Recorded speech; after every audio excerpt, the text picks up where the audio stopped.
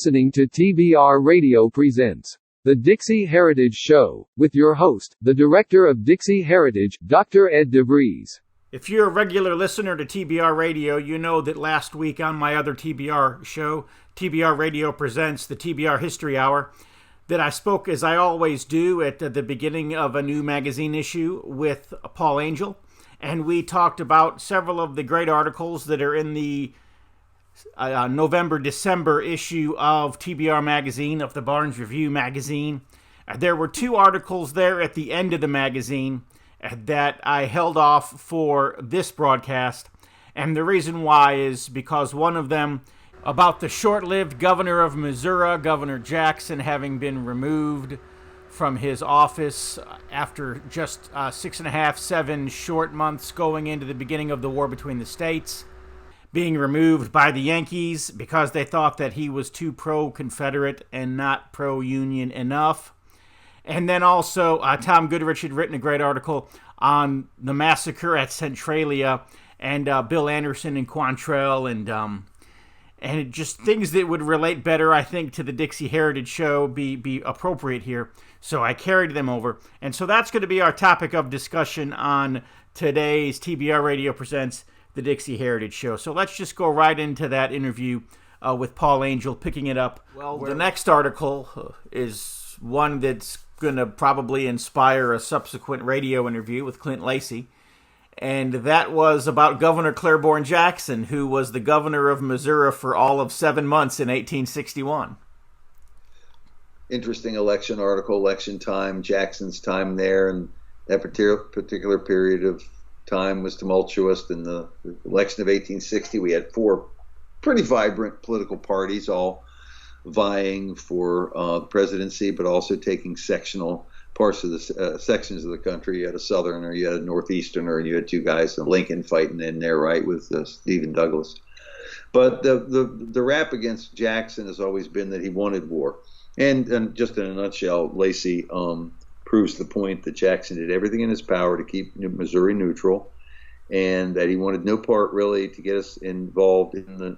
He had affections for the South, I believe, but he was doing his best to try to keep Missouri neutral. Of course, the Unionist government removed him, as you mentioned, after a very short period of time because they saw him as too pro-Southern.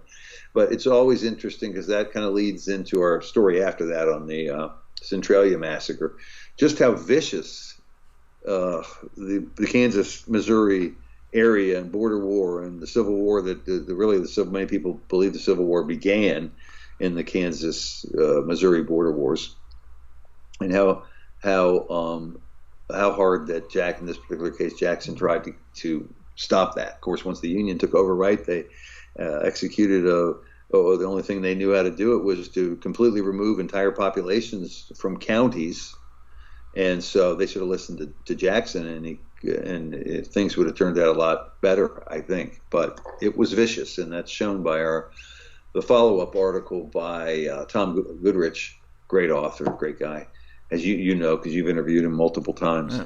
But this was more or less, and by the way, Tom Goodrich is pretty even-handed in that in this particular article that follows up Claiborne Jackson is the Centralia Massacre by Bloody Bill Anderson. He just kind of gives the facts from the people who were there, and we've always stuck up with Quantrell at the Barnes Review, was one of Bloody Bill's associates and commanders, I believe, at some point in the war. But this just presents the events in Centralia as he saw them and how people saw them without really a judgment on either side. It was a pretty vicious day, and we don't really offer too many apologies on either side on this one. But in a nutshell, the Union troops had been carrying our blue bellies or red legs, whoever they were had been carrying out atrocities in Missouri, and Bloody Bill Anderson was tired of it, and he began exacting revenge, especially after several of his family members had been either killed or injured in a collapse of a jail in St. Louis after the St. Louis massacre, right? Although it wasn't nearly the size of this one, I don't think. And if people need to familiarize themselves with that particular portion of history, to look into the St. Louis massacre as kind of an impetus for what happened here. But anyway, he exacted revenge, and his men on the way they had been treating civilians, Southern civilians, and Southern soldiers, and violating the rules of war, and he took revenge on Union troops this particular day, and some civilians as well. Well, later in the article, there's a picture of Frank James. And, of course, Frank James had ridden with Quantrell, and Jesse James had also ridden with Quantrell. And specifically, Jesse James was Bill Anderson's adjutant and his right-hand, man, right-hand subordinate. But the thing that most of history doesn't record was that both Quantrell and Bill Anderson were church members of the church that Frank and Jesse James's father had pastored. And that Bill Anderson was the spiritual protege, if you will, of Jesse James's father. And so the relationship between the Bill Anderson and Quantrell and Frank and Jesse James actually went back to a time when Jesse was probably a 2 and 3 year old boy, when he was a toddler. That's interesting. You have a great interest in that particular subject, the James family, don't you? Yes, I do. I've been struggling for the last 15 years to write a book on Jesse James, and to be honest, I'm no closer to finishing it than I was 15 years ago. I write and I throw away, and I write and I throw away, and I write and I throw away. Join the crowd. I thought there was an interesting photo in here we included of the dead Bill Anderson. It wasn't for any gruesome purposes, but to show the shirt that he wore. Mm-hmm. I was unaware that these guerrillas, mostly a lot of times when they were fighting, they would actually dress in Union uniforms, is the allegation, to kind of sneak up on them and surprise them. But that they also had their own hand-decorated shirts with intricate weaving on, and it didn't mean much to a Union person or a Northerner, but if the body was found by looking at the shirt and the particular motifs on the shirt, you could know where the guy was from, who had created the shirt, his mother, grandmother, girlfriend, where he might be found, or what area, in a particular regional style. So that was kind of interesting as well. Something I didn't know much about was what did they call them? The guerrilla shirt is what they call it. Yeah. One thing that I do appreciate about this article by Thomas Goodrich is so many people want to lay all of the blame on Anderson. But what Anderson was simply doing was he was simply trying to right a wrong. He was simply trying to avenge an injustice. And so for all of the atrocity that history would claim was committed on that day by Bill Anderson and his men, the atrocities that were committed against them and their families, and particularly their womenfolk, by the Yankees before that day were far worse. Yes. And, people always say, the victors always blame the vanquished for every war crime. Yet we know from reading the Barnes Review that in every war, both sides commit war crimes, because war is a war crime in itself. And so this was interesting in that, for instance, the German army was criticized heavily, and still is, for, say, shooting 10 civilians to one dead German, who the German might have been killed by partisans, and then his body mutilated, eyes gouged out, perhaps he was even tortured. But you need to send a message that this will not be accepted. When you violate the rules of war, there are consequences. And this is why we have rules in war, and we've lost so much of this humanity.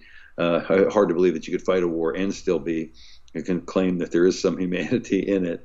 But this is why you're not supposed to shoot wounded soldiers, why you're not supposed to torture, why you're not supposed to involve civilians in this and target civilians and civilian centers, because the repercussions can be worse. So this is kind of a repercussion article, in that you're 100% right. Anderson was enraged, and so were his men, at what had happened to Southern civilians and their own family members at the hands of federal troops, we'll say, or unionist troops in the Missouri area. So it's not really, though, I wouldn't say this is in any way a glorification of the events of that day, simply a recounting of it, and a bit of a defense, and at least it gave the background to it. Funny, we generally do stick up for Quantrell. In the Lawrence raid, for instance, Quantrell according to eyewitnesses, was trying to tamp down the response of his soldiers who went into Lawrence, Kansas, right? And they had good reason for going there as well. I'm coming up with a new book on Quantrell. It's actually an old book that's been reprinted by one of our vendors. He does a very nice job on that, and it's Quantrell through the eyes of his adjutant, I believe, and his exploits. It should be quite good because Quantrell was an interesting fellow.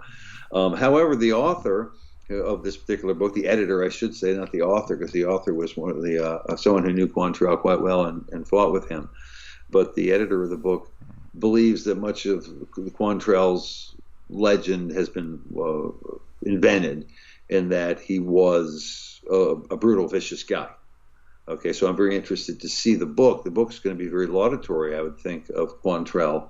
But again, just a different take on Quantrell, because Quantrell in our mainstream history books is nothing but a maniac, a mass murderer. Okay, we know there's a lot more to the story than that. So here we have a pretty balanced approach to the book, and that's going to be for sale soon. Your web browser and type in www.barnesreview.org and discover the Barnes Review magazine. In the Barnes Review, you will read vignettes of man, from the prehistoric to the very recent, from forgotten races and civilizations to first-person accounts of World War II and the late Cold War. There is no more interesting magazine published today, nor a more significant and important subject than real history.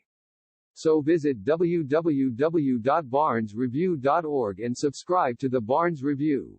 You can subscribe to receive the Barnes Review magazine in its print form, or in convenient electronic delivery. Our host has been a subscriber to both formats for years. So visit www.barnesreview.org and subscribe to the Barnes Review. I also came out with 2 books on Robert E. Lee recently. One from the Heroes of the Nations series, and the other one called The Old Rebel by Southern historian Lachlan Seabrook, who has compiled hundreds, if not more, accounts of what world leaders, what newspapers, what northern leaders, what southern leaders, what politicians from history have said about Robert E. Lee, and why he deserves to have statues left up to him instead of torn down. So good. There's also not just the magazine, of course. We have the TBR Book Club, which we just came out with a catalog, which must have at least several hundred books in it. If anybody wants to get that catalog, I believe they can download it in PDF format from our barnesreview.com website. Well, go ahead and tell our listeners how they can get either of those 2 Robert E. Lee books, or how they could order the Quantrell book. The Quantrell book has not arrived yet. It's coming, so it's probably not posted in the store. That'll probably be for sale in our next issue. But the Robert E. Lee books, just go to www.barnesreview.com and click on bookstore. I believe that the bookstore tab is there. And you can search for streamlined categories of whatever you're looking for. We have a plethora of books on World War II from an Axis point of view, I'll say. And very interesting stuff. Stuff you're not going to find too other places. We have dozens and dozens of self-published books which are completely uncensored, and I think that's, let me check the tab. It is the books by category. So you just pull down menu for books by category. American history. We got a great selection of ancient history books, visitors to the Americas, ancient explorers, accomplishments of the ancients, Göbekli Tepe, did the new Denisovan DNA discoveries in the Siberian caves that show the intermixing of Homo sapien and something, and Neanderthal and something, making this Denisovan character who was palling around there at the time of Göbekli Tepe. So that's like a very interesting book. Tons of stuff like that there. European history, American history, Civil War history, all kinds of great stuff. Extra, read all about it. If you're like me, and I'll bet you are, you like to be on the cutting edge of honest news and accurate information. 26 times a year, the American Free Press newspaper can be delivered to your door, packed with the kind of uncensored news that I know you're going to appreciate. If you're ever dissatisfied with your subscription to the American Free Press, their guarantee is that you just drop them an email and they will gladly refund the unused portion of your subscription. So what are you waiting for? Visit www.americanfreepress.net. Once again, www.americanfreepress.net. TBR'S.net and find out about the American Free Press. Do it today. Extra, extra, read all about it.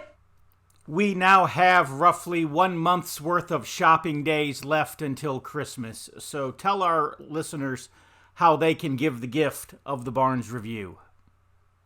Okay, well, one of the things we need is subscribers always. A magazine without subscribers is not good. I got about 4,000 subscribers now. I really want to get up to 5,000. And here's a great opportunity for you to either get your own subscription if you've never subscribed to the Barnes Review. If you have subscribed to the Barnes Review, here's a chance to buy somebody a gift subscription. It's $28. That's half price in the United States. So we don't really just offer this deal outside the United States because it costs $60 to $70 just to mail the subscription outside the United States now. So that never works out so good. But the $28 you can't beat it. You're going to get 6 issues. All of them are 80 pages many times, and we'll see if we can do it again next year. It's always about the finances. Our September-October edition is usually some type of a theme issue, upwards of 140 pages, which is 60 pages more, which is like, for like $15, this 144-page issue from this year, Defending American Heroes, which is a great gift and also one people should get for themselves if they don't have it. It's like a 288-page book for $15. That's a really good buy. And that particular one from September-October, for instance, had all kinds of biographies of the people whose statues are being torn down. So like if you call up and you want to and make a deal with them, call them up at 1-877-773-9077. That's the toll-free number, 1-877-773-9077. Tell them you want to buy a gift subscription for a friend. Tell them that you want to get a subscription for yourself and you're a first-time subscriber, and tell them you heard it on the TBR radio. I heard Paul mention this special holiday offer for Thanksgiving, Christmas, New Year's, whatever, to get this opportunity to try this magazine at $28. We're basically breaking even at that price, probably, maybe not, at least on the printing. So it's pretty cheap. We can't offer that forever. I think December 31 might be the cutoff.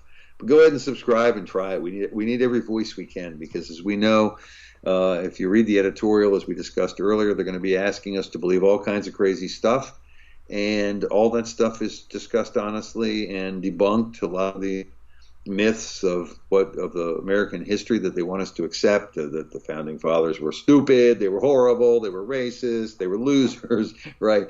All that stuff, you might get inundated with that stuff, and so might your kid or your grandchild in the public school system, with the critical race theory coming in and with the race sensitivity training in the government. Well, here's just a way to create a buttress between us and the lies they want us to believe, is get some real history from the Barnes Review, get some real news from American Free Press, which is, by the way, AmericanFreePress.net. And this is more important than ever, that we have unbiased, uncensored news outlets, because we saw what happens when big tech and the news media collude to hide news. They may have very well won the election for Joe Biden. This is unbelievable and unacceptable, which is why we must support, and we do ourselves, by the way, must support and keep alive independent publishing and news outlets, so that there's some variance of opinion. Again, the powers that be, you think they've come down hard on Trump. Well, they've done the same exact things to us. It's just that the Republicans and conservatives in general never thought they'd be censored. They only thought it was people who discussed the Holocaust, or might say that Robert E. Lee was a true American hero, or that blacks also engaged in the slave trade and Arabs did as well, et cetera, the usual politically incorrect but factually accurate statements we would make. Where are you going to get this stuff? And are you really going to get it online? And for how long are you going to get it online? This is why print publications, believe it or not, the fact that nobody wants to read print publications anymore, I think, must be reversed, because it can't be censored, because you're getting it in your hands. Whereas you don't know what you're finding or where you're being pointed to when you go through a Google search engine. I tell people, don't use Google anymore. Don't use YouTube anymore. Don't use Twitter anymore. I don't know whether they're competition or any better, but people need to send a message that we don't like news outlets that are censored, or that censor news that's important to us. So, the other thing is, the Barnes Review is very responsive to its own readers. We put stuff in here, and we let two authors maybe discuss different sides of an issue. Maybe they have a different opinion about it. So a good intellectual, scientific, historical debate is good for everybody. And this is what we're dedicated to. So freedom of speech and also authentic, politically incorrect history at the Barnes Review. Very little more important, considering everything we're seeing has happened sometime in the past. And how can you interpret it without the facts? Welcome to the Christendom Curriculum. You know, every parent who decides to homeschool wants to secure a great education for their child, while also saving time and money. But these days, many parents have another concern. They also want a homeschool curriculum without all the multiculturalist, politically correct diversity doctrine that's really little more than a thin disguise for an anti-Christian, anti-American, and anti-Western civilization bias. Now there is such a curriculum. The Christendom Curriculum gives your children a complete education in Bible, history, literature, and more, focusing on the classic academic skills of reading, writing, and arithmetic. But we also tell the story of Christendom, the story of the Christian nations, especially as Christ's kingdom has been historically manifest in the nations of Europe and America, and we do so without apology. The Christendom Curriculum is the only Christian nationalist homeschool program you'll find. We support the right of the European and American peoples to their historic Christian cultures against the globalist leftists who want to destroy those cultures. Not only that, but we provide assigned reading courses for various hot-button subjects in our current culture wars, including feminism, social justice, and cultural Marxism, among others. These reading courses will teach your kids how to survive a social justice warrior attack, how to debate with leftists on social media, how to reform their local churches and communities, and more. We're living in a time of tremendous historical and social change. Christians have the opportunity now to begin building the culture and civilization of the next 1,000 years and beyond. It's an exciting time to be alive. So if you want to help raise the next generation of culture warriors, if you want your children to grow up with a love for Christ's kingdom and for their own nation, while at the same time learning how to defend America and rebuild the West, the easy-to-use Christendom Curriculum is for you. Click the Learn More button to get in on the action. And thanks for listening.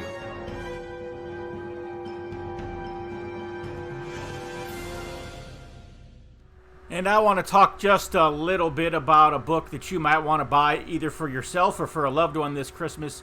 And the title of the book is Black Flag, and it's by Tom Goodrich, the author of that last article we talked about on Centralia. From 1861 to 1865, the region along the Missouri-Kansas border was the scene of unbelievable destruction. Thousands died, millions of dollars of property was lost, entire populations were violently uprooted. It was here also that some of the greatest atrocities in the history of our country occurred, and yet that savage warfare was just a minor episode. Drawing from a wide array of contemporary documents, including diaries, letters, and first-hand newspaper accounts, Thomas Goodrich presents a hair-raising report of life in this guerrilla warfare. Filled with dramatic detail, Black Flag reveals war at its very worst, told in the words of the participants themselves, be they bushwhackers or jayhawkers, soldiers or civilians, scouts, spies, runaway slaves, generals, guerrillas. They all tell the tales of the massacres at Lawrence and Baxter Springs and Centralia. And so Black Flag is a brutally honest, day-by-day account of life, death, and war told as only Tom Goodrich could tell this story. And this book is just $20, but if you're a TBR subscriber, you can get a 10% discount. And so you'll want to call TBR's direct line, 877-773-9077. On Monday through Friday, 9 to 5, 877-773-9077. Or just go to barnesreview.org and order. Hello, I'm Tom Strain, Lieutenant Commander-in-Chief of the Sons of Confederate Veterans. The Confederate flag, Confederate symbols, and the reputation of our Confederate ancestors has come under attack. The Sons of Confederate Veterans is actively fending off our detractors but there is only so much that we can do. We need your help.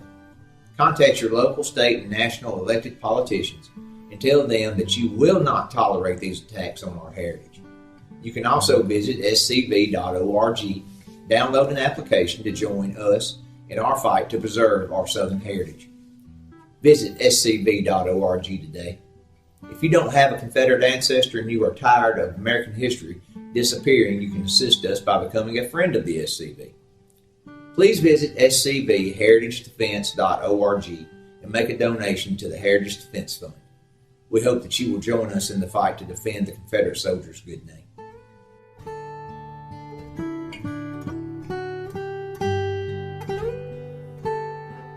I also want to bring up some other books that are in the TBR bookstore because, after all, we do have just under a month of shopping days left until Christmas, and these books will make great, great Christmas gifts. One of them is Indian Fighter, The Life of General George A. Custer. It's written by Frederick Whitaker. And although a Union general, Custer is mostly known for his last stand at the Battle of Little Bighorn in 1876. He was in reality one of America's finest officers, and his career started, unfortunately, with the Union Army during the war between the states, and it ended after numerous successful campaigns in the Plains Wars, where he was given the title of America's Best Indian Fighter.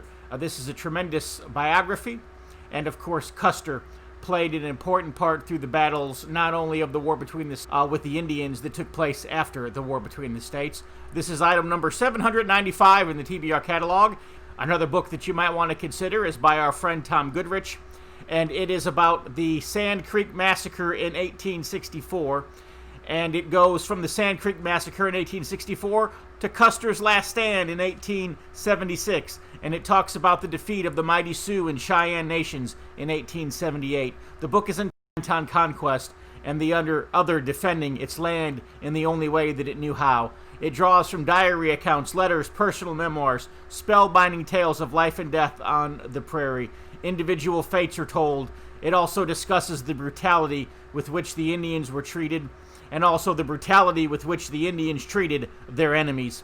Some of the most savage war in the history of the world was waged on the American plains as settlers moved west following the war between the states. And so this book of 340 pages is item number 210 in the TBR catalog. It is only $22.